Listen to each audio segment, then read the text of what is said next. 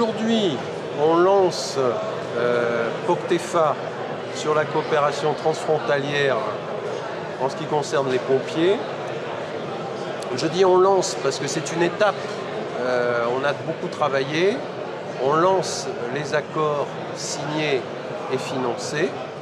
Alors je rappelle que ce sont des accords d'État à État entre l'Espagne, la France et l'Andorre. Là, c'est dans un cadre qui concerne, outre les États espagnols et français, le Conseil départemental au titre du SDIS 66 et puis la Generalitat de Catalogne concernant les bombers.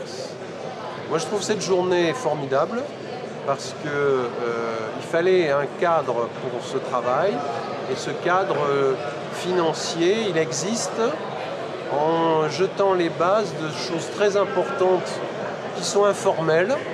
Je vais prendre 3 exemples.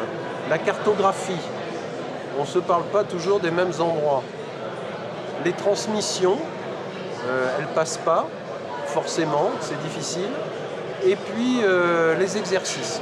Je crois beaucoup aux exercices. Il y a un modèle, c'est ce qui se passe sur le tunnel de la Jonquère, avec le passage de la ligne à grande vitesse. Il y a un exercice biannuel sur le tunnel de la Jonquère pour la ligne à grande vitesse. C'est un petit peu un modèle, ça a été dit aujourd'hui, et les exercices vont être systématisés dans beaucoup de domaines. L'incendie, le secours aux personnes et les catastrophes, par exemple les catastrophes aériennes. Alors il faut aller vite parce qu'il faut avoir à l'esprit que POCTEFA, c'est une machinerie administrative et budgétaire très exigeante. Si on ne respecte pas les délais, c'est clair, on rend l'argent.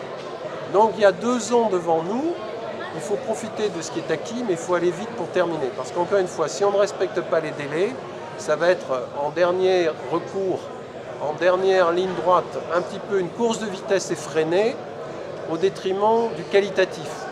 Donc dès maintenant, il faut aller vite pour que les choses se fassent dans la qualité et se fassent sans qu'on soit amené à rendre d'argent.